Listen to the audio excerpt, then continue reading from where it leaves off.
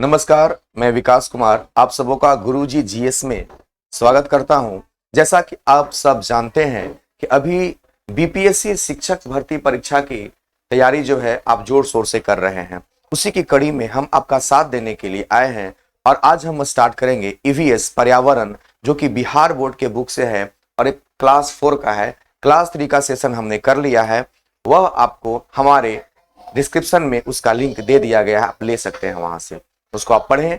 और अगर आपको इन सबों का पीडीएफ चाहिए तो हमारा एक एप्लीकेशन है गुरुजी का जीएस, जो आप प्ले स्टोर से डाउनलोड कर लेंगे और वहां पे सारा पीडीएफ ले सकते हैं। चलिए आज हम स्टार्ट करेंगे ईवीएस और ईवीएस पर्यावरण की अगर हम बात करें, यह हमारा ईवीएस है पर्यावरण अध्ययन और यह हमारा क्लास 4 है। क्लास हमारा 4 चौथी क्लास का ईवीएस का डिस्कशन करेंगे। यह हमारा पार्ट 1 है, फिर पार्ट 2 हम आपको अगले क्लास में देंगे। तो चलिए चालू करते हैं। इसमें चूंकि ईवीएस पर्यावरण की बात करें तो क्लास 3 में कुछ ज्यादा खास नहीं था, फिर भी हमने उस पर वीडियो बनाया है और लिंक डिस्क्रिप्शन में दिया हुआ है, जाकर आप देख लेंगे। अभी क्लास 4 का हम ईवीएस आपके सामने डिस्कशन कर रहे हैं। पहला चैप्टर है जिसका नाम है रंग बिरंगे खिलते फूल। आप इस चैप्टर में देखेंगे कि फूलों की चर्चा की गई है कि कौन सा फूल गर्मी में, कौन सा फूल बरसात में, कौन सा फूल सर्दियों में खिलते हैं और किन फूलों, तो फूलों से संबंधित रात में कौन सा फूल, दिन में कौन सा फूल, है ना। तो ऐसे आप इस चैप्टर में कुछ देखेंगे। जैसे लाल रंग के फूल की अगर बात करता है कि लाल रंग के फूल कौन कौन से होते हैं, तो लाल रंग के फूल में की श्रेणी में लाल गुलाब आ जाता है, गेंदा आ जाता है, लिली, डहेलिया, चौलाई, ये सब फूल के नाम है जो जनरली आप शायद नहीं सुने होंगे। जल कुमुदनी, तो ये सब जो है लाल रंग के फूल हैं। ये सब कैसे फूल हैं? लाल रंग के फूल हैं। अगला है सफेद रंग के फूल। एक कैटेगरी हो गया लाल रंग के फूल, अगला है सफेद रंग के फूल। सफेद रंग के फूल में फूल का नाम है गंधराज, मधुकामनी, पंचफुली, कनेर, दीन का राजा, तगर, चित्रक, रुगीमणि। अजीब सा लग रहा होगा आपको इन फूलों का नाम, अब जब आप देख रहे होंगे तो आपको थोड़ा सा अजीब सा लग रहा होगा, पर चूंकि ये जानना है, हम सबों को पढ़ना है, तो और इसका हम ऑब्जेक्टिव भी देखेंगे। इस थ्योरी को पढ़ने के बाद हम इसका ऑब्जेक्टिव भी देखेंगे। तो ये हो गया सफेद रंग का फूल, पहला हो गया लाल रंग का फूल, इसके बाद हो गया सफेद रंग का फूल। अब हम देखेंगे पीले रंग के फूल में कौन कौन से फूल आते हैं। तो पीले रंग के फूल में आता है सबसे पहले सूरजमुखी। कौन आता है? सूरजमुखी। इसके बाद सूरजमुखी के बाद एक फूल है नरगिस, इसके बाद एक फूल है बसंती, एक है गुलाब। पीले रंग का भी गुलाब होता है, गुलाब लाल रंग का भी होता है, ठीक है। पीला गुलाब, पीला खस, पीला लिली। तो यहां पे एक बच्चों को समझने के लिए दिया गया है कि रंग के आधार पर फूल कौन कौन से होते हैं। आगे देखते हैं। अब अगला जो हमारा टर्म है दिन में खिलने वाले फूल। रात में खिलने वाले फूल भी पढ़ेंगे और अभी हम देखते हैं कि दिन में खिलने वाले फूल कौन कौन से हैं। तो दिन में खिलने वाले फूल है जिसका नाम है पिटयूनिया। क्या नाम है? पिटयूनिया। अगला नाम है क्राइजेंथीमम। क्या नाम है? क्राइजेंथीमम। तीसरा है गेंदा, ये आप सुने होंगे, ये दोनों शायद कुछ लोग जानते होंगे, कुछ नहीं जानते होंगे। अगला है जिरेमियम। अब इसके बाद है मॉर्निंग ग्लोरी। ये सब फूल के नाम हैं, ये सब फूल के नाम हैं, जिसमें से गेंदा एक कॉमन नाम हुआ। चिकोमा, डेजी, यहां पे उलेहिया नहीं, यहां पे ड कर दीजिए। डहेलिया, डहेलिया फूल का नाम है। कमल और कमलिनी, ये सारे के सारे फूल जो हैं, आप इसमें से दो नाम कॉमन जानते होंगे, एक कमल और एक गेंदा। ये दो कॉमन नाम है जो बिल्कुल आप जानते होंगे। और इसके बाद जो नाम दिया हुआ है शायद आप में से कुछ लोग जानते होंगे और कुछ नहीं जानते होंगे, कोई बात नहीं, पर पढ़ना है, इसको थोड़ी एक बार देख लेना है। ये हम लोगों ने दिन में खिलने वाले फूल को देख लिया। अब हम देखेंगे रात में खिलने वाले फूल। रात में खिलने वाले फूल में से बहुत सारे फूलों का नाम आप जरूर जानते होंगे, जैसे रात की रानी, तो रात तो इसमें लगा ही हुआ है। अगला है चंपा, जूही, धतूरा, सप्तपर्णी, रजनीगंधा, परिजात, चमेली, मोगरा, ये जो फूल हैं ये फूल रात में खिलने वाले फूल हैं। तो हम लोगों ने दिन में खिलने वाले फूल को देखा पिछले स्लाइड में, और इस स्लाइड में हम देख रहे हैं रात में खिलने वाले फूल। यह जो भी कंटेंट है बिहार बोर्ड SCRT का कंटेंट है। आप किताब निकाल करके जितना आप मेहनत करेंगे पूरे कंसेप्ट को पढ़ने के लिए, उससे कम टाइम में हम आपको रिवीजन करवा देंगे। और वही यही नहीं, हम आपको उस हर एक चैप्टर का जो उस बिहार बोर्ड से क्वेश्चन बन सकता है बुक से, हम उसको भी प्रैक्टिस साथ में करवाते चलेंगे, क्योंकि यह मौका आपको नहीं जाने देना है।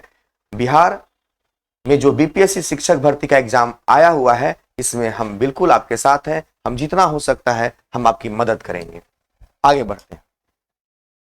अब है, आपने देखा दिन में खिलने वाला फूल, आपने देखा रात में खिलने वाला फूल। अब आप देखेंगे मौसम के अनुसार खिलने वाले फूल कौन कौन से हैं। मौसम के अनुसार, जैसे सर्दी के दिन में कौन कौन से फूल खिलते हैं, फिर देखेंगे गर्मी के दिन में कौन से फूल खिलते हैं, है ना। तो सर्दी के दिनों में ज्यादा अगर आप देखेंगे तो डेजी फूल है, जिन्निया फूल का नाम है, कैलेंडुला, कैलेंडुला फूल का नाम है, petunia, pansy, aster, alyssum, carnation, dahlia, verbena, cineraria, ये फूल के नाम है। एक बात हम आपको बताना चाहते हैं, इसको रटिएगा नहीं, क्योंकि यह सिर्फ नॉलेज के लिए है कि भाई ये सब फूल जो होते हैं ना, ये सर्दियों में पाए जाते हैं। आप इसको रटने लगिएगा तो टाइम आपका बर्बाद हो जाएगा, इससे कोई बेनिफिट आपको नहीं होने वाला। आप समझते चलिए। गर्मी के दिन में कौन से फूल होंगे, गेंदा एक कॉमन नाम है, गुलाब कॉमन नाम है, सूरजमुखी कॉमन नाम है जो हम क्षेत्रीय जगहों पे होता है, अमरथस फूल का नाम है, सदाबहार सुने होंगे, गुलबहार, गुल मेहंदी, गुड़हल, लिली, लेवेंडर, गेलार्डिया, गोमफ्रेना, पोर्टुलाका, सिलोसिसिया, सिलोसिया, कनेर। देखिए गर्मी के दिन में जितने भी फूल खिल रहे हैं ना, इन फूलों का नाम आप बिल्कुल जानते होंगे, कॉमन नाम है। लेकिन जो फूल सर्दी के दिन में खिल रहे हैं, इनका नाम आप थोड़ा अजीब सा टाइप का लग रहा होगा। देखिए कारण क्या है ना, कि सारे फूल उन इलाकों में खिलते हैं जहां पे जो ठंडा प्रदेश है, तो वहां के लिए यह फूल बिल्कुल कॉमन हो गया। वहां के लोग इन फूलों को बिल्कुल आराम से जानते होंगे। पर जो गर्म उत्तरी अगर आप देखेंगे, मतलब बिहार की बात करें, झारखंड, उत्तर प्रदेश, इस इलाकों की बात करें, तो यहाँ पे गर्मी ज्यादा, ठंडा थोड़ा कम पड़ता है। तो इसलिए ये हमारे थोड़ा क्या है, कॉमन नाम नहीं है हम लोगों के, हम इसके फ्रेंडली नहीं है, इन नामों को हम आराम से नहीं जानते हैं, इसलिए बकाना नहीं है। ये सब कॉमन नाम है, पर उन जगहों के लिए जहाँ पे ठंडे प्रदेश है, जहाँ पे ठंडा ज्यादा पड़ता है, वहां पे फ्लावर पाए जाते हैं, फूल पाए जाते हैं। आगे देखते हैं, बरसात के दिनों में कौन कौन से फ्लावर पाए जाते हैं। तो गुड़हल के फूल जो है बरसात में पाए जाते हैं, मोगरा, rain lily, bougainvillea, Lantana, एडमियन plant, ये पूरा नाम है एडमियम प्लांट, साथ में प्लूमेरिया फ्लावर, ये दोनों साथ में, प्लूमेरिया फ्लावर। इसके बाद है पेरीविंकल फूल, इसके बाद पेरीविंकल फूल साथ में है, चमेली फ्लावर, कनेर, ये जो है ना बरसात में पाए जाने वाले फूल है। तो कॉमनली आप एक नॉलेज के लिए देखेंगे कि गर्मी के दिन में कौन से फूल होते हैं, सर्दी के दिन में कौन से फूल होते हैं, बरसात के दिनों में कौन से फूल पाए जाते हैं, ठीक है ना। अब कुछ फूल ऐसे होते हैं जो 12 मासी फूल होते हैं। 12 मासी का मतलब होता है कि जो 12 महीना पाए जाते हैं, ठंडा हो, गर्मी हो या बरसात हो, जो 12 महीना पाए जाते हैं उसको हम 12 मासी फूल कहते हैं। जैसे गुलाब, लैंटाना, अडेमियम, बोगनवेलिया, ये फूल के नाम है सारे, गुड़हल, एक्सोरा, क्रांसेड्रा, चमेली, चमेली कॉमन नाम हो, क्राइस्ट प्लांट, बरबेना, वारवल ऑफ पेरू, ये सब कुछ ऐसे फूल के नाम हैं। अजीब लग रहा होगा पर कोई बात नहीं, फूल ही के तो नाम है, ये फूल के नाम है जो 12 महीने पाए जाते हैं, 12 मास पाए जाते हैं। अगर आपको इसका पीडीएफ चाहिए तो आप इसका पीडीएफ ले सकते हैं। एप्लीकेशन है गुरुजी का जीएस, प्ले स्टोर से डाउनलोड करेंगे और वहीं पे आपको, चूंकि पेड कोर्स के फॉर्म में है, चूंकि हम लोगों ने मेहनत किया है, हमारे टीम ने मेहनत किया है, तो कुछ तो मेहनत आना आपको देना ही चाहिए हम शिक्षकों को। उस पेड फॉर्म के रूप में वहां पे आपको पीडीएफ मिल जाएगा। बाकी आपको स्टडी करने के लिए मैं ये दे रहा हूं। आगे बढ़ते हैं, पेड़ों पर खिलने वाले फूल कौन कौन से हैं, कौन कौन से ऐसे फूल हैं जो पेड़ों पे खिलते हैं। तो एक है अमलतास, जरूल, कचनार, सेलम, पलास, गुलमोहर, बोटल ब्रुश चील, परिजात जिसको हर सिंगार भी कहते हैं, गलगल जिसको गनेरी भी कहते हैं, परिभद्रा, सीता अशोक, चंपा, बसंत रानी, नीलमोहर, सुरीनाम पाउडर पफ, ये कुछ ऐसे फ्लावर हैं, फूल हैं जो पेड़ों पर खिलते हैं। कहां खिलते हैं? पेड़ों पर खिलते हैं। अब हम देखते हैं कुछ ऐसे झाड़ीदार पौधे जहां पे फूल, झाड़ीदार पौधों पर फूल खिलते हैं, इसको हम देखेंगे। पेड़ पर तो देख लिए, अब हम देखेंगे झाड़ीदार पौधों पे। इसको थोड़ी बस एक बार देखते चलना है। चांदनी ये झाड़ीदार पौधों पर पाया जाता है। जैस्मिन, गुलाब, गार्डेनिया, कनेर, चंपा, गुड़हल, बोगनविलिया, बुरांस, lantana, viburnum, weigela, azalea, camellia, butterfly bush, ये कुछ ऐसे फूल हैं जो झाड़ीदार पौधों पर पाए जाते हैं। पर याद रखिएगा, क्योंकि ये बीपीएससी शिक्षक भर्ती है, तो जनरली उन फूल को ही पूछा जाएगा जो बिहार के इलाकों में कॉमनली पाया जाता है।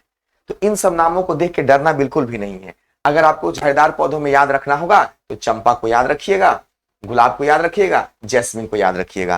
एकदम एक तरीका है पढ़ने का। ठीक है, सारे फूल को हम पढ़ेंगे, पर जो हमारे बिहार के लिए कॉमन है, चूंकि बीपीएससी बिहार में होने वाला है, तो जो आप कंफर्टेबल है, आपको लगा कि सुना हुआ नाम है, वहीं से क्वेश्चन उठाएगा। जो दूसरे प्रदेशों में पाया जाता है उससे संभावना बहुत कम रहेगा, लेकिन बावजूद इसके हम इसको थोड़ी देखते चलेंगे। अब लताओं पर खिलने वाले फूल, हमने झाड़ी पर खिलने वाले फूल देखा, हमने पेड़ों पर खिलने वाले फूल देखा, अब हम लताओं पर खिलने वाले फूल देखेंगे, जिसमें से पहला नाम है फ्लेम वाइन, अगला नाम है बोगनवेलिया, ब्रह्म कमल, हरी चंपा, ब्लीडिंग हार्ट प्लांट, मालती, petunia, morning glory, star jasmine, allamanda, अपराजिता बेल। तो आप यहां पे देख रहे हैं कि झाड़ियों पर, इसके बाद आप देख रहे हैं लताओं पर, इससे पहले आपने देखा पेड़ों पर खिलने वाले फूल, फिर इससे पहले आपने देखा था गर्मी, सर्दी, है ना, 12 मासी, इन महीनों में खिलने वाले फूल। उससे भी पहले आपने देखा कि लाल रंग के फूल कैसे होते हैं, उजले रंग के फूल के श्रेणी में कौन आते हैं। तो ये फूलों का पूरा आपने वैरायटी देखा हुआ है। ठीक है, अब देखिए, अब आ गया हमारा सेशन, ऑब्जेक्टिव का सेशन आ गया, एमसीक्यू का सेशन आ गया। अब इस एमसीक्यू के सेशन में आपको यह बताना है कि निम्नलिखित में से कौन सा ऐसा फूल है, निम्नलिखित में से कौन एक फूल है। अब बताइए, गुलाब, क्या कद्दू एक फूल है, भिंडी फूल है, घर फूल है? नहीं, गुलाब क्या है? एक फूल है। अगला प्रश्न है, गुलाब किस रंग का होता है? देखिए, गुलाब जो होता है ना, वो पीला भी होता है, उजला भी होता है, लाल भी होता है, यानी कि उपरोक्त में से सभी। गुलाब सारे रंग के होते हैं। इंद्रधनुष में कितने रंग होते हैं? सारे लोग जानते हैं कि इंद्रधनुष में कितने रंग होते हैं? 7 रंग होते हैं। ऑप्शन नंबर क्या होगा? 4।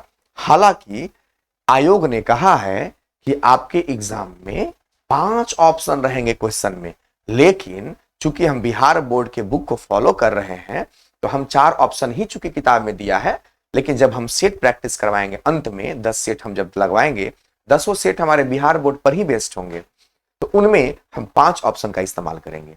चलिए, पहला चैप्टर का ऑब्जेक्टिव चल रहा है। अगला क्वेश्चन है, इनमें से कौन दिन में खिलने वाला फूल है? याद रखिएगा, इनमें से अगर हम देखें, उड़हुल का फूल, चंपा का फूल, जूही का फूल, ये सब के सब रात में खिलने वाले फूल हैं। ये कब खिलते हैं? रात में। लेकिन चूंकि गेंदा जो है वो दिन में खिलने वाला फूल है। अगला है, इनमें से कौन रात में खिलने वाले फूल हैं? तो नाम से ही पता चल रहा है, रात रानी। रात रानी जो है वो दिन में खिलने वाले फूल नहीं, बल्कि रात में, नाम में ही छुपा हुआ है, रात में खिलने वाला फूल रात रानी होगा। अगला क्वेश्चन है कि सर्दी में खिलने वाला फूल है। याद रखिएगा, सर्दी में खिलने वाला फूल है पैंसी, क्योंकि गेंदा, गुलाब और चंपा ये गर्मी के दिनों में फूलते हैं, यानी कि पैंसी जो है वो कब फूलते हैं? याद रखिएगा, सर्दी के दिनों में। अगला है, गर्मी में खिलने वाला फूल, याद रखिएगा, गर्मी में खिलने वाला फूल जो होता है वो सूरजमुखी होता है। गर्मी में खिलने वाला फूल जो होता है सूरजमुखी होता है। अगला क्वेश्चन है, बरसात के मौसम में खिलने वाला पुष्प कौन सा है? याद रखिएगा, नाम में ही पता चल रहा है बरसात यानी कि रैन, तो रैन लिली, रैन मतलब क्या होता है? बारिश होता है। रैन होना मतलब बारिश होना, तो नाम में ही छुपा हुआ है। इसे आप यहाँ पे आराम से समझ सकते हैं, कोई दिक्कत नहीं है, थोड़ी आप समझते चले। नवा की बात करें, नवा कहता है फूलों का उपयोग क्या बनाने में किया जाता है? एक बात बताइए, इत्र बनाने में किया जाता है? क्या सब्जी बनाने में किया जाता है? नहीं, इत्र बनाने में और माला बनाने में, यानी कि 1 और 3 दोनों सही है, यानी कि इसका ऑप्शन 4 होना चाहिए, 1 और 3 दोनों सही है। अगला क्वेश्चन कहता है, वह पुष्प जिसको बिना देखे भी सुगंध से पहचाना जा सकता है। याद रखिएगा, वह पुष्प जिसको बिना देखे सुगंध से पहचान सकते हैं वह होता है रात रानी। क्या होता है? रात रानी। आप इसे बिना देखे भी पहचान जाइएगा, उसका स्मेल इतना खूबसूरत होता है। कौन सा होता है? रात रानी। आगे की ओर बढ़ते हैं। अब हम आ गए अध्याय 2 में। पहला अध्याय हमारा खत्म हो गया, पहला अध्याय हमारा खत्म हो गया।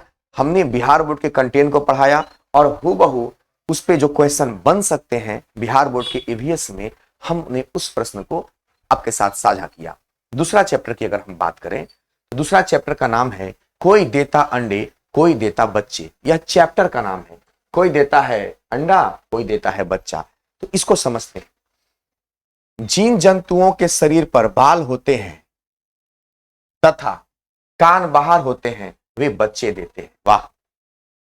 वैसे जीव जिनके शरीर पे क्या होते हैं? बाल होते हैं और कान बाहर की ओर होते हैं, वो बच्चे देते हैं। जैसे मनुष्य, हम सब मनुष्यों के शरीर पर बाल है, हमारे कान देखिए बाहर की ओर है, तो बच्चे देंगे। अगला है गाय, गाय के साथ भी वही है, कान उनका बाहर है। कुत्ता, शेर आदि, तो कौन बच्चे देंगे इसको पहचानने का। अच्छा, अगर आपसे पूछा जाए बच्चे कौन देंगे, इसका आप डेफिनेशन लिखेंगे, जिनके शरीर पर बाल होते हैं और जिनके कान बाहर होते हैं वो बच्चे देते हैं। अंडे कौन देंगे? जिन जंतुओं के शरीर पर बाल नहीं होते हैं, बाहरी कान नहीं होता है, अंडे देते हैं। मतलब जिनके शरीर पे बाल नहीं होंगे और कान बाहर की ओर नहीं होंगे, वो क्या देंगे? अंडे देंगे। बहुत अच्छा पहचानने का तरीका है। जिनके शरीर पर बाल है, कान बाहर की ओर है, वो बच्चे देंगे, और जिनके शरीर पर बाल नहीं है और जिनके कान है ही नहीं बाहर की ओर, अंदर की ओर है, वो अंडे देंगे। क्या देंगे? अंडे देंगे। जैसे उदाहरण के तौर पे चिड़िया, इनके शरीर पे बाल, चिड़िया के शरीर पे बाल नहीं होता, वो पंख होता है। आप कह रहे होंगे ना कि सर उन पे बाल, वो बाल नहीं, वो पंख होता है। हम यहाँ बाल की बात कर रहे हैं। छिपकली, सांप, अब इन सब के कान क्या होते हैं? अंदर की ओर होते हैं, तो ये अंडा देंगे। अब इसके बाद हम अगर देखते हैं ऑब्जेक्टिव के फॉर्म में, यानी कि इस चैप्टर में अगर आप पढ़ेंगे तो यही 2 लाइन निकल के आएंगे कि बच्चे कौन देंगे और अंडे कौन देंगे। पूरे चैप्टर को आप पढ़ेंगे तो यही 2 कंसेप्ट यहां से निकल के आएगा। अब हम इस पर ऑब्जेक्टिव को देखते हैं कि क्या ऑब्जेक्टिव इस पे हम बना सकते हैं। कहता है निम्नलिखित में से कौन सा जीव अंडा देता है? अब आप खुद बताइए कौन सा जीव अंडा देगा। बाघ कान बाहर होता है, शेर का भी कान बाहर होता है, कुत्ता भी का भी कान बाहर होता है, यानी कि जिसके कान बाहर होंगे वो बच्चे देंगे। तो छिपकली बच गया, ये अंडा देगा चूंकि इसके कान अंदर होते हैं। निम्नलिखित में से कौन सा जानवर बच्चे देता है? तो बच्चे कौन देगा? छिपकली तो देगा नहीं, चूंकि अंडा देगा। मुर्गी भी अंडा देगा, तो बच्चा शेर और शेरनी बच गया। तो क्या शेर कभी बच्चा देगा? बच्चा तो शेरनी देगी ना। तो शेर और शेरनी दोनों दिया है, तो शेरनी स्त्रीलिंग है, शेरनी बच्चा देगी। एक बार में एक अंडा देने वाला जीव है, याद रखिएगा, एक बार में एक अंडा देने वाला। अब अंडा देने वाला है तो अंडा तो हाथी देगा नहीं, कबूतर देगा, कुत्ता अंडा नहीं देगा। तो अंडा देने वाला ऑप्शन 1 और 4 है। इसमें से गिलमाट याद रखिएगा, गिलमाट जो है ना एक बार में एक ही अंडा देता है। गिलमाट एक जीव है, एक बार में एक ही अंडा देगा, लेकिन कबूतर जरूरी नहीं है कि एक ही अंडा देगा, 2-3 भी दे सकता है। तो गिलमाट इसका आंसर होगा। कहता है गौरैया अपने बच्चे को कहाँ देती है, मतलब गौरैया अपना अंडा कहाँ देती है। याद रखिएगा, क्या घर में देगी, मंदिर में, नदी में? नहीं, घोंसले में देगी। आप ईवीएस के क्वेश्चन को इन्वायरमेंटली समझिए, पर्यावरण में जो चीजें होता है ना, क्योंकि 1 to 5 के शिक्षक बनने के लिए ये बेसिक नॉलेज होना बहुत ही ज्यादा जरूरी है। अगला प्रश्न देखते हैं। एक बार में एक बच्चा देने वाला जानवर है। अब बताइए, एक बार में एक बच्चा देने वाला जानवर कौन सा है? हाथी है। हाथी क्यों है? क्योंकि चूहा एक से ज्यादा देता है, खरगोश भी एक से ज्यादा देता है और कुत्ता भी एक से ज्यादा देता है, यानी कि हाथी जो है एक बार में एक ही बच्चा को देगा। अगला क्वेश्चन कहता है कौन सा जानवर एक बार में एक से अधिक बच्चा देता है? याद रखना है, कौन सा जानवर एक बार में एक से अधिक बच्चा देगा? तो याद रखिएगा, खरगोश देगा, क्योंकि हाथी, गाय और व्हेल एक बार में एक ही बच्चा देगा। पर क्वेश्चन था कौन सा जानवर एक बार में एक से अधिक बच्चा देगा, तो कौन सा जानवर देगा? खरगोश देगा। चलिए अगले प्रश्न की ओर हम बढ़ते हैं। गाय के बच्चे को कहा जाता है, गाय के बच्चे को सब कोई जानते हैं, बछड़ा कहा जाता है। बकरी के बच्चे को क्या कहा जाता है? बकरी के बच्चे को मेमना कहा जाता है। जिनके कान बाहर होते हैं और जिनके कान बाहर दिखाई नहीं देते हैं, उसका उदाहरण यहां पे दिया हुआ है। अब यह जो आप देख रहे हैं अध्याय हम 3 में आ गए, हमारा अध्याय 2 खत्म हो गया, अब हम अध्याय 3 में आ गए। अध्याय 3 में कहता है, पहला बात कि अध्याय 3 का नाम है हड़बड़ में गड़बड़। बड़ा अच्छा नाम है, चैप्टर का नाम है हड़बड़ में गड़बड़। इसमें क्या देखते हैं कि कौन से जानवर के कान बाहर होते हैं और किनके कान बाहर नहीं होते हैं। तो आप देखेंगे हिरन, चीता, सुअर, भैंस, जिराफ, हाथी, बिल्ली, गाय, मनुष्य, ये कुछ ऐसे जानवर हैं जिनके कान बाहर होते हैं। कुछ उदाहरण हम अब दिखाएंगे जिनके कान अंदर होते हैं। तीसरा चैप्टर दूसरा चैप्टर से रिलेटेड है, जिनमें से मछली, सांप, मेढक, मगरमच्छ, चिड़िया, छिपकली, चींटी, कौवा, ये ऐसे कुछ जानवर हैं जिनके कान बाहर दिखाई नहीं देते हैं। छिपकली और मगरमच्छ के कान की जगह भी सिर्फ 2 छोटे छेद होते हैं। याद रखिएगा, छिपकली और मगरमच्छ का कान नहीं होता है, वहां पे 2 होल होते हैं, 2 छेद पाए जाते हैं। तो क्वेश्चन पूछ सकता है कि कौन सा ऐसा जानवर है जिसके कान नहीं होते हैं बल्कि छोटे छोटे 2 होल होते हैं? तो याद रखेंगे छिपकली और मगरमच्छ।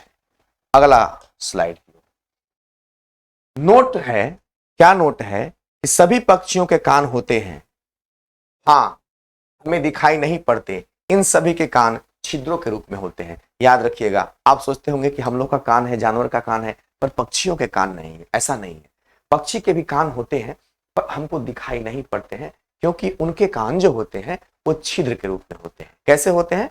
छिद्र के रूप में होते हैं। जानवरों के ऊपर अनेक विभिन्न प्रकार के डिजाइन क्यों होते हैं? यहां से क्वेश्चन बनता है। आप देखे होंगे कि जानवरों के ऊपर अलग अलग तरह का, अलग अलग जानवरों में अलग अलग प्रकार का डिजाइन होता है। तो यह डिजाइन उनके ऊपर जो बाल पाए जाते हैं ना, उसके कारण होता है। जैसे गिलहरी का आप डिजाइन देखिएगा तो अलग टाइप का होता है, तो उनके बाल के जो अट्रैक्शन है ना, जो कंस्ट्रक्शन बनावट है, उसके हिसाब से ऐसा होता है। तो डिजाइन क्यों होता है? तो जवाब क्या होगा? उनके बालों के कारण ऐसा डिजाइन पाया जाता है। आगे देखिए, खरगोश को क्या खाना पसंद होता है? अब इसी चैप्टर का, इस चैप्टर के थ्योरी में अगर आप देखेंगे हड़बड़ के गड़बड़ में, तो यही कंसेप्ट बन के आएगा। और अब हम इसका क्वेश्चन आंसर करेंगे। क्वेश्चन आंसर में कहता है कि खरगोश को क्या खाना पसंद है। अब बताइए, खरगोश क्या खाएगा? हरी घास खाएगा, गाजर खाएगा, दोनों, या इनमें से कोई नहीं? याद रखिएगा, खरगोश को हरी घास भी पसंद है, गाजर भी पसंद है, तो दोनों खाएगा। कहता है अगला क्वेश्चन कि निम्नलिखित में से किस जानवर के कान बाहर दिखाई देते हैं? तो याद रखिएगा, सांप के दिखाई नहीं देते, मुर्गी के भी दिखाई नहीं देते, मेढक के भी दिखाई नहीं देते, हाँ खरगोश के कान बाहर दिखाई देते हैं। अगला प्रश्न की ओर बढ़ते हैं। अगला प्रश्न कहता है निम्नलिखित में से किस जानवर के कान बाहर नहीं होते हैं? हाथी के कान बाहर होते हैं, कुत्ता के भी बाहर होते हैं, ऊंट के भी बाहर होते हैं, पर सांप के कान बाहर नहीं होते हैं। निम्नलिखित में से किस जीव के पंख होते हैं? अब बताइए, क्या हाथी के पंख होंगे, गाय के होंगे? नहीं। कुत्ता के होंगे? नहीं। मोर के होंगे। किसके पंख होंगे? मोर के होंगे। आगे देखते हैं, निम्नलिखित में से किस जीव को पालतू बनाया जा सकता है? तेंदुआ को नहीं बनाया जा सकता है, मेढक को भी नहीं, मेढक कूद के भागेगा यहां से वहां, छिपकली को भी नहीं। हाँ, गाय को जरूर पालतू बनाया जा सकता है, क्योंकि गाय से हमें गोबर मिलता है, इससे गोईठा बनाते हैं, खाद के रूप में इस्तेमाल करते हैं, इससे दूध का इस्तेमाल करते हैं, घी बनाया जाता है, दूधों का दही बनाया जाता है, तो हम इनको पाल सकते हैं। लोमड़ी के कान कैसे होते हैं? तो याद रखिएगा, लोमड़ी के जो कान होते हैं वो बाहर की ओर होते हैं। लोमड़ी के कान कैसे होते हैं? लोमड़ी के कान बाहर की ओर होते हैं। तो यह चैप्टर हमारा यहीं पे समाप्त हुआ। अब हम देखते हैं चैप्टर नंबर 4। चैप्टर नंबर 4 में क्या कहता है? त्योहार एवं भोजन। चैप्टर का नाम है कि त्योहार एवं भोजन, यानी कि किस त्योहार में हम किस त्योहार को किस प्रकार से मनाते हैं और वहां पे भोजन क्या इस्तेमाल करते हैं। देखते हैं, सिखों के पूजन स्थल को गुरुद्वारा कहा जाता है। याद रखिएगा, क्वेश्चन पूछ सकता है कि सिखों के पूजन स्थल को क्या कहा जाता है? तो सिखों के पूजन स्थल को गुरुद्वारा कहा जाता है। पटना साहिब में जहां सिखों के 10वें गुरु, जिनका नाम है गुरु गोविंद सिंह का जन्म हुआ था, वहां एक बहुत बड़ा गुरुद्वारा है जो तख्त हरमंदिर साहब कहलाता है। याद रखिएगा, पटना में गुरु गोविंद सिंह का जन्म हुआ था और उस गुरुद्वारा का नाम तख्त हरमंदिर साहब है। यहां सभी श्रद्धालु भक्तों के लिए भोजन की व्यवस्था होती है, जिसे लंगर कहा जाता है। क्वेश्चन पूछ सकता है कि लंगर किसे कहते हैं? तो श्रद्धालु भक्तों के लिए भोजन की व्यवस्था होती है, उसी व्यवस्था को हम लंगर कहते हैं। क्या कहते हैं? लंगर कहते हैं। लंगर में और क्या क्या होता है? लंगर में क्या क्या आप देख सकते हैं, तो याद रखिएगा, लंगर में सभी लोग एक साथ बैठकर भोजन करते हैं। खूबसूरती है लंगर का, लंगर जहां चलता है सारे लोग ना एक साथ बैठकर खाना खाएंगे। भोजन सामग्री लाने, धोने, काटने एवं परोसने का काम सभी मिलकर करते हैं। ये इसकी खूबसूरती है। लंगर में खूबसूरती क्या है कि जो भी भोजन प्रसाद के रूप में ग्रहण किया जाता है, सारे लोग लाएंगे, काटेंगे, बनाएंगे और आपस में बांटकर खाएंगे। बर्तनों की सफाई का कार्य भी लोग स्वयं ही करते हैं। लंगर की पूरी व्यवस्था लोगों के सहयोग पर आधारित होती है। ऐसा नहीं होता है कि लंगर को सरकार मदद करती है। लंगर जो है वो बिल्कुल निजी व्यवस्था से चलता है। कुछ टीम, कुछ लोग, समुदाय, समाज के मिल करके और लंगर की व्यवस्था करते हैं और यह बहुत ही खूबसूरत चीज होता है। इसमें लोग अपनापन महसूस करते हैं और एक दूसरे को सहयोग करते हैं। आगे देखते हैं, अगले स्लाइड में है भोजन को कैसे कौन से जानवर करते हैं। जैसे चबाकर भोजन करने वाले जंतु कौन कौन से हैं।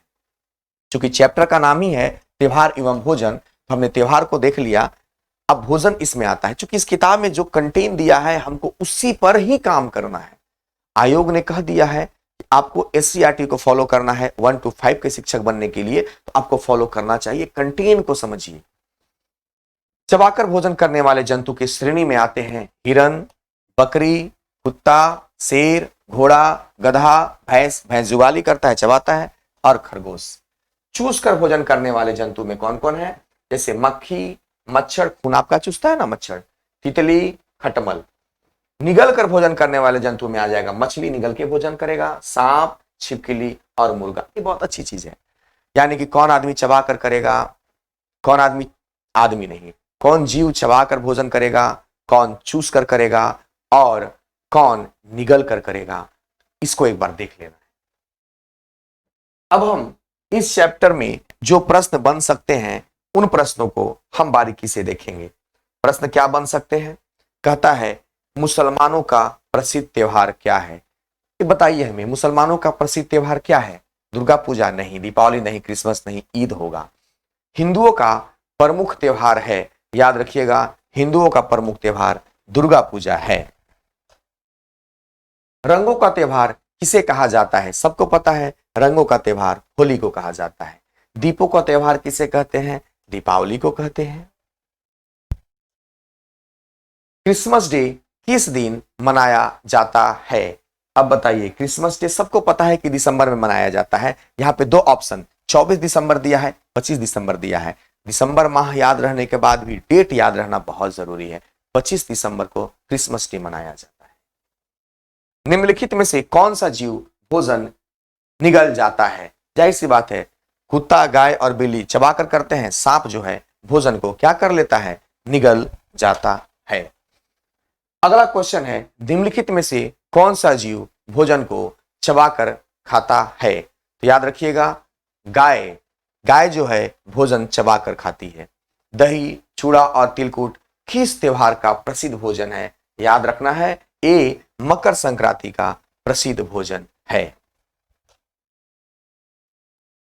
अब अगला चैप्टर नंबर 5 की अगर हम बात करें तो चैप्टर नंबर 5 स्वाद अलग अलग इस चैप्टर का नाम है। चैप्टर नंबर 5 में हम जानेंगे, इस चैप्टर का नाम है स्वाद अलग अलग। क्या कहता है इसमें? मुंह में किस अंग की वजह से स्वाद का पता चलता है? वाह, बहुत अच्छा कंसेप्ट है। याद रखिएगा, जीभ की वजह से। अगर जीभ नहीं रहेगा तो क्या स्वाद का पता चलेगा? नहीं चलेगा। तो हमें स्वाद का पता हमारी जीभ की वजह से चलता है। दांतों के प्रकार की चर्चा इस चैप्टर में की गई है। छेदक या कृदंत, जिसको इंसाइजर कहते हैं, एक काटने वाले दांत होते हैं। कैसे दांत होते हैं? काटने वाले दांत होते हैं। आप याद रखेंगे, दांतों के प्रकार की अगर हम चर्चा करें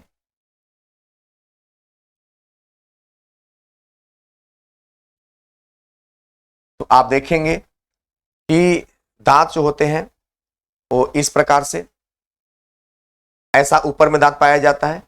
तो इंसीजर, जिसको छेदक या कृंतक कहते हैं, इसका काम काटना होता है भोजन को। भेदक या रत्नक हिंदी में कहते हैं, केनाइन इंग्लिश में कहते हैं, केनाइन का काम है फाड़ना। देखिए, भोजन को काटना, फाड़ना, खास करके जंगली जानवर जो मांस खाते हैं उनमें केनाइन लंबा लंबा पाया जाता है।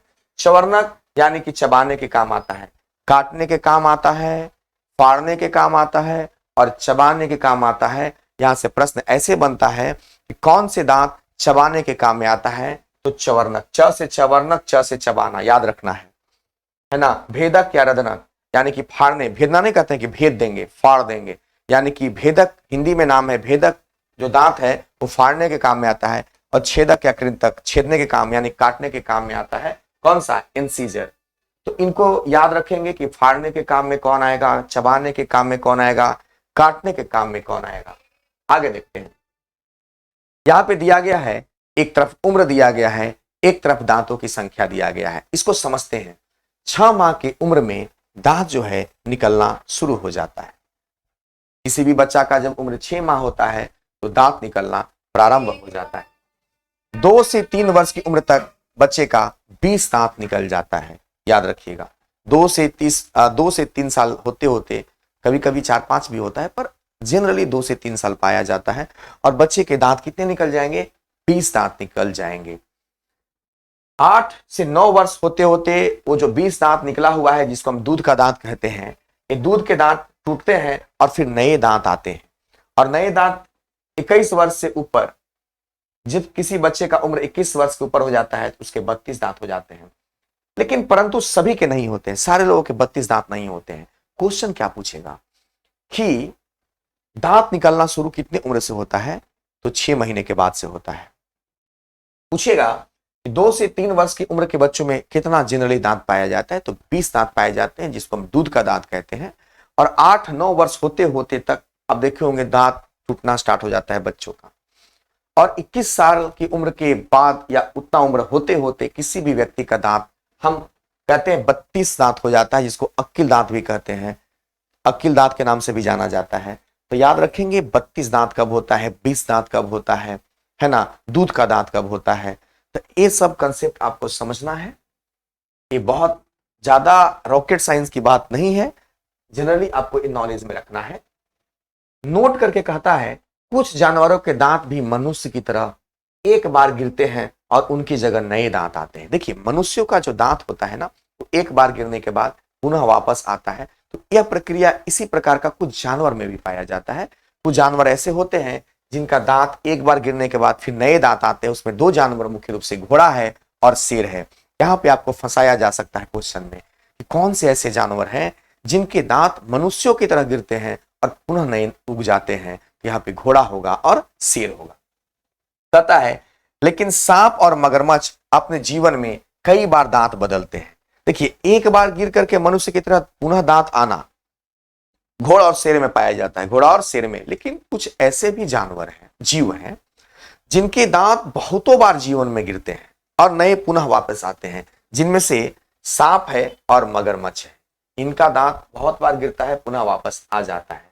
अब इस चैप्टर से जो प्रश्न बन सकता है उस प्रश्न को हम एक बार देखने की कोशिश करेंगे। पहला प्रश्न है, जलेबी का स्वाद कैसा होता है? चखकर पता चलेगा तो मीठा होता है।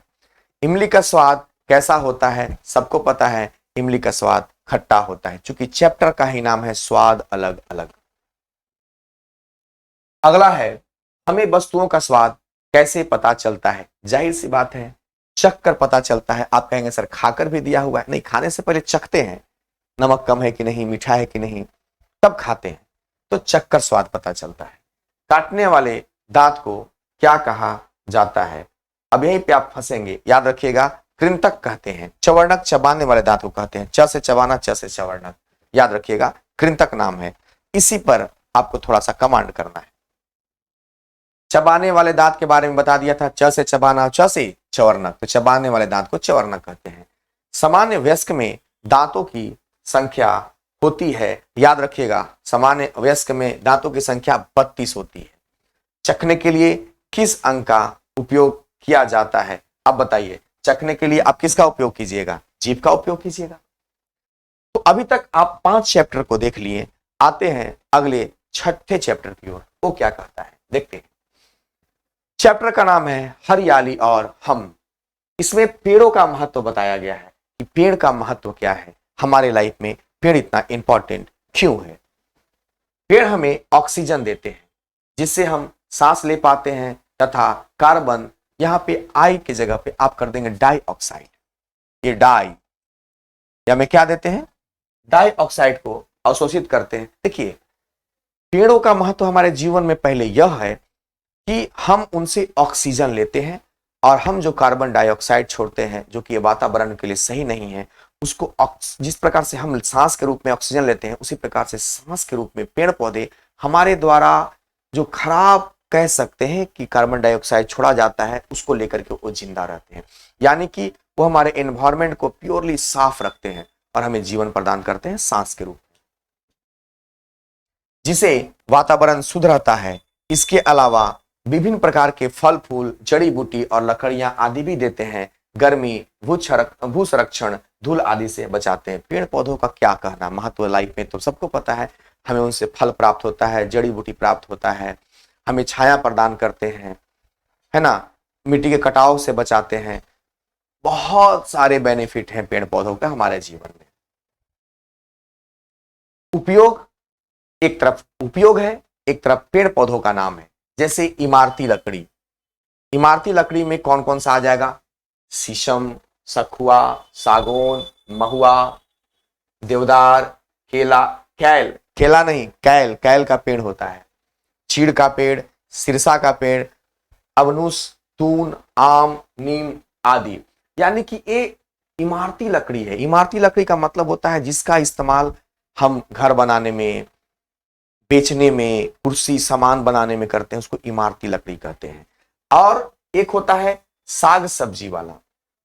यहां चूंकि पेड़ पौधों का नाम है तो पेड़ पौधों का नाम इधर एक तरफ, इसका उपयोग साग सब्जी के रूप में हम किन पौधों का उपयोग करते हैं? पेड़ का तो हम देख लिए कि पेड़ इमारती लकड़ी में, पौधों के बारे में हम देखते हैं। तो साग सब्जी के रूप में हम किसका उपयोग करते हैं? सरसों, बथुआ का साग होता है, चौलाई का साग होता है, मेथी का साग होता है, भिंडी आदि का इस्तेमाल करते हैं साग सब्जी के रूप में। क्यों? भिंडी का सब्जी नहीं बनता है, साग सब्जी के रूप में इस्तेमाल करते हैं ना, साग के रूप में इन लोगों का इस्तेमाल करते हैं। सरसों, बथुआ, चौलाई, मेथी, और सब्जी के रूप में भिंडी का इस्तेमाल करते हैं। अनाज के रूप में किसका इस्तेमाल करेंगे? मक्का, गेहूं, चावल आदि का उपयोग करेंगे सब्जी के रूप में। तो इमारती लकड़ी के रूप में हम इन लोगों का इस्तेमाल करेंगे, साग सब्जी के रूप में सरसों, बथुआ, चौलाई का, और अनाज के रूप में मक्का, गेहूं, चावल आदि का इस्तेमाल करते हैं। दाल के रूप में किसका इस्तेमाल करेंगे भाई साहब? अरहर का इस्तेमाल करेंगे, उड़द दाल है, मसूर दाल है, मूंग दाल है, चना दाल है, मोट दाल है ना, याद रखना है। राजमा भी दाल है, सोयाबीन दाल, दाल की श्रेणी में सोयाबीन आता है आदि। तो दाल का ये सब नाम है। एशिया में सबसे ज्यादा खेती मसूर की होती है, याद रखिएगा, क्वेश्चन पूछेगा एशिया में सबसे ज्यादा किस दाल की खेती होती है, तो मसूर दाल की खेती सबसे ज्यादा होती है। औषधि के रूप में हम किसका इस्तेमाल करेंगे? सबको पता है तुलसी औषधि के रूप में, पुदीना, मेथी, सौंफ, धनिया, हल्दी, अदरक, अमलतास, अर्जुन, अशोक, कचनार, गुंदा, गेंदा नहीं गुंदा, जामुन, नीम, नीलगिरी आदि, ये सब औषधीय पौधे हैं। औषधि के रूप में हम इन लोगों का इस्तेमाल करते हैं। तो आप एक चीज देख रहे होंगे, एकदम बिल्कुल बेसिक कॉमन चीज जानना है। आप देखिए बीपीएससी जब पैटर्न हमको क्लियर कर दिया है कि हम क्वेश्चन यहीं से पूछेंगे, आपको उसका बेसिक जानकारी बिल्कुल जानने की जरूरत है। फल में कौन कौन सा आएगा? सबको पता है, पपीता फल है, नींबू फल है, अंजीर फल है, आम फल है, अमरूद फल है, जामुन भी फल है, किन्नू भी फल है, सेब भी फल है, संतरा भी फल है आदि, ये सारे फल की श्रेणी में आते हैं। फूल की श्रेणी में कौन सा आएगा? गेंदा, गुलाब, चांदनी, कनेर, गुड़हल, सदाबहार, मोगरा आदि। आपने पहला चैप्टर में पढ़ा था फूल के बारे में। खेजड़ी वृक्ष की विशेषताएं क्या है? खेजड़ी वृक्ष की विशेषताएं क्या है?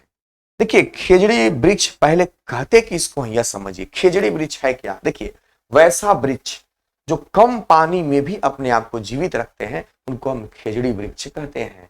खास करके राजस्थान के इलाकों में पानी की मात्रा कम होती है, फिर भी वहां के पेड़ पौधा खुद को सरवाइव करते हैं। इस प्रकार के पौधों को जहां पानी कम में भी सर्वाइवल कर लेते हैं उनको हम खेजड़ी पौधे कहते हैं, पेड़ कहते हैं। तो खेजड़ी वृक्ष की विशेषता क्या है? यह राजस्थान के खेजड़ली गांव में पाया जाता है। कहां? खेजड़ली गांव में पाया जाता है। यह कम पानी में भी जीवित रह सकता है। हमने जैसा भी बताया आपको कि जो खेजड़ी पौधे होते हैं उनकी विशेषता यह होती है कि वो कम पानी में भी जीवित रहती है। इसकी लकड़ी को कीड़ा नहीं लगता। इसकी सबसे खूबसूरत बात यह है कि खेजड़ी पौधे जो खेजड़ी वृक्ष होते हैं इनमें कभी भी कीड़े नहीं लगते हैं। इसकी छाल दवाई बनाने के काम आती है, इसकी फलियां सब्जी बनाने के काम आती है। अब सोचिए, छाल से दवाई बनाया जाता है और इसकी फलियों को सब्जी के रूप में इस्तेमाल किया जाता है। इसकी पत्तियां वहां के पशुओं के खाने के काम में आता है, मतलब कह सकते हैं।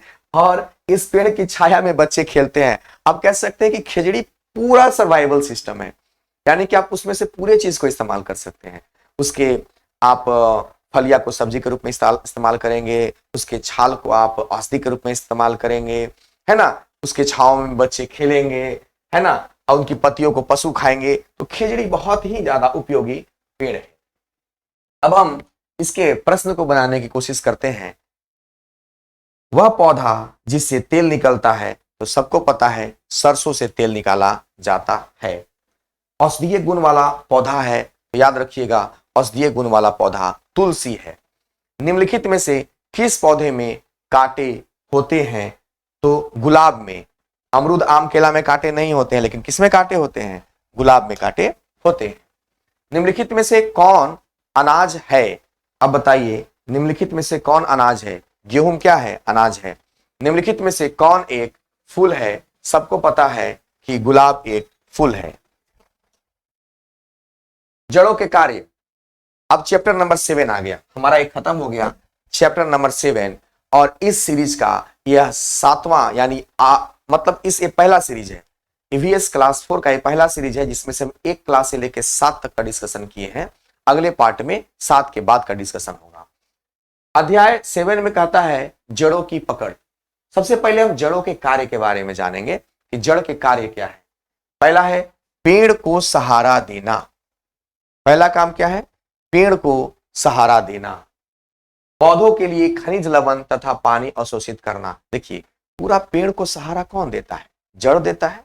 और जड़ ही है जो पूरे पेड़ को जिंदा रखने के लिए क्या करता है? अपने माध्यम से पानी को खींच के, खनिज लवण को खींच के और पूरे वृक्ष को सिंचित करता है। कुछ जड़ें प्रजनन का कार्य भी करती हैं, जैसे शकरकंदी, सलगम आदि, यानी कि प्रजनन का काम भी करती है। और कौन से क्वेश्चन पूछेगा कि कौन से जड़ें ऐसी हैं जो प्रजनन का काम करती हैं? बड़ा इंटरेस्टिंग है। शकरकंदी और कौन सा हो जाएगा? शलजम हो जाएगा। पेड़ों का भोजन। अब देखिए पेड़ भोजन कैसे करते हैं। हरे पौधे मिट्टी से कुछ खनिज पदार्थ और जल तथा वायु से कार्बन डाइऑक्साइड लेकर और सूर्य के प्रकाश की उपस्थिति में क्लोरोफिल की सहायता से अपना भोजन बनाते हैं। इस प्रक्रिया को प्रकाश संश्लेषण कहा जाता है। अच्छा एक बात बताइए, प्रकाश संश्लेषण आप सुनते हैं कि पौधे जो हैं वो प्रकाश संश्लेषण के विधि से अपना भोजन ग्रहण करते हैं, लेकिन उसकी प्रक्रिया में आप झांक के देखेंगे तो पता चलेगा कि हरे पौधे पहले मिट्टी से कुछ खनिज पदार्थ और इसके बाद जल तथा वायु से कार्बन डाइऑक्साइड लेकर इसके बाद सूर्य के प्रकाश की उपस्थिति में क्लोरोफिल की सहायता से अपना भोजन बनाते हैं। तो क्वेश्चन पूछ सकता है कि किसकी सहायता से सूर्य के प्रकाश से ऊर्जा लिया जाता है या पेड़ पौधों के द्वारा लिया जाता है? तो क्लोरोफिल की सहायता से। किसकी सहायता से लिया जाता है? क्लोरोफिल की सहायता से लिया जाता है। रेगिस्तानी ओक एक प्रकार का पेड़ है। इसके बारे में इस चैप्टर में आपको पढ़ना है। देखते हैं भाई साहब इसकी खूबसूरती क्या है। ऑस्ट्रेलिया में रेगिस्तानी ओक नामक एक पेड़ पाया जाता है। पहला बात कि रेगिस्तानी ओक ऑस्ट्रेलिया में पाया जाता है। इस पेड़ की ऊंचाई आपके कमरे की दीवार के लगभग होती है और पत्तियां बहुत ही कम होती है। बाप रे, इसकी पत्तियां भी कम होती है, इसकी लंबाई भी बहुत कम होती है। यह पेड़ ऊपर जितना दिखाई देता है इससे 30 गुना इसकी जड़ें जमीन में गहराई तक चली जाती है। याद रखिएगा कितना गुना? 30 गुना, यानी कि उसकी जड़ बहुत नीचे तक गई हुई रहती है। इसकी जड़ें जब तक पानी तक नहीं पहुंचती तब तक बढ़ती रहती है। और सोचिए ऑस्ट्रेलिया में पाया जाता है रेगिस्तानी ओक, और कह रहा है कि जब तक इसकी जड़ें पानी तक न पहुंच जाएगी तो जाहिर सी बात है कि पानी अब 30 गुना, यानी कि ऊपर में अगर 1 फीट है तो नीचे कितना है? 30 फीट है। यानी कि जहां जब तक पानी नहीं मिलेगा तब तक इसकी जड़ें पानी की तलाश में नीचे तक जाएगी, और जहां जड़ पानी को देख लेगा वहीं से पानी को खींच करके ऊपर वाले पौधे को सिंचित करेगा। इसकी जड़ें जब तक पानी तक नहीं पहुंच जाती तब तक बढ़ती रहती है। पानी जड़ से होकर पेड़ के तने में जमा होता है। इसकी अच्छाई क्या है ना कि पेड़ में पानी जमा होता है जड़ के माध्यम से। यानी कि देखिए प्रकृति ने गजब का चीज बनाया है। यानी कि पूरे पेड़ में पानी जड़ के द्वारा होगा और जड़ तब तक पानी की तलाश करेगा, तब तक बढ़ता जाएगा जब तक कि पानी उसको नहीं मिल जाता है। जब कभी इस इलाके में पानी नहीं होता है तो यहाँ के लोग इसके तने के अंदर पाइप डालकर पानी निकाल लेते हैं। वाह क्या बात है। यानी कि ऑस्ट्रेलिया के जो लोग हैं वो ओक पेड़ के तना में, मतलब ओक पेड़ है उसमें पाइप डाल के पानी निकाल लेते हैं। यानी कि जड़ जो है वो जमीन के अंदर से पानी निकाल करके उस पेड़ में डालता है। ओक पेड़ की क्वालिटी यही थी। बरगद के पेड़ के बारे में भी आपको इस चैप्टर में पढ़ना है। यह विशाल वृक्ष होता है, ये सब जानते हैं कि विशाल वृक्ष होता है। मोटा इसका तना होता है। इसका तना क्या होता है? मोटा होता है। मूल जड़ के अलावा इसकी शाखाओं से जड़ें लटकती रहती हैं। इसकी एक सबसे अच्छी बात है बरगद की, इसका मेन जड़ एक तो होता ही है, पर इसके शाखाओं से भी जड़ आप देखे होंगे जरूर, शाखाओं से भी जड़ निकला हुआ रहता है और जमीन तक चली जाती है। शाखाओं से निकला हुआ जड़ जमीन तक चली जाती है और फिर पेड़ को सहारा देती है। यानी कि वो जड़ शाखा से निकला और फिर उसी पेड़ को सहारा देने लगा। इसे इन लटकती जड़ों को प्रोप रूट कहा जाता है। क्या बोला जाता है? Prop root. तो आपसे क्वेश्चन पूछेगा कि प्रोप रूट किसे कहते हैं? क्वेश्चन पूछेगा प्रोप रूट किसे कहते हैं? तो प्रोप रूट किसे कहते हैं? बरगद के पेड़ में जो जड़ लटकते रहती है उसको हम प्रोप रूट कहते हैं। अब इस चैप्टर का हम क्वेश्चन देखने की कोशिश करते हैं। इस चैप्टर का क्वेश्चन कहता है पौधों को बढ़ने के लिए किसकी आवश्यकता होती है? जाहिर सी बात है भाई साहब, पानी की भी आवश्यकता होती है, खाद की भी आवश्यकता होती है। अगला क्वेश्चन है पेड़ की जड़ें कहां होती है? तो बताइए पेड़ की जड़ें कहां होती है? जमीन के नीचे कि जमीन के ऊपर? पेड़ की जड़ें कहां रहेगी? जमीन के ऊपर रहेगी कि जमीन के नीचे रहेगी? जाहिर सी बात है जमीन के नीचे रहेगी। अभी देखिए अगला चैप्टर है जिसका नाम है देख तमाशा। तो इस अगले चैप्टर की सीरीज अगले वीडियो में आपको मिलेगा। ये क्लास 4 का ईवीएस क्लास 1 से लेकर के 7 तक हमने डिस्कशन किया। क्लास 3 का ईवीएस हम डिस्कशन कर लिए हैं, उसका लिंक हम इस वीडियो के डिस्क्रिप्शन में डाल देंगे, वहां से आप जाकर देख लेंगे इस वीडियो को। अगर पूरे एससीईआरटी क्लास 6 यानी 3, 4, 5 इसके बाद 6 से लेकर के 8 तक आपको पीडीएफ चाहिए और उसका वीडियो चाहिए, तो पूरा का पूरा कोर्स आप गुरुजी का जीएस एप्लीकेशन से ले सकते हैं। आप प्ले स्टोर से डाउनलोड कर लें गुरुजी का जीएस और वहां से पूर्णतः लाभ उठाएं। बीपीएससी के शिक्षक बनने में हम आपका सहयोग करेंगे, मिलकर रिजल्ट देंगे। मिलते हैं नेक्स्ट वीडियो में। जय हिंद।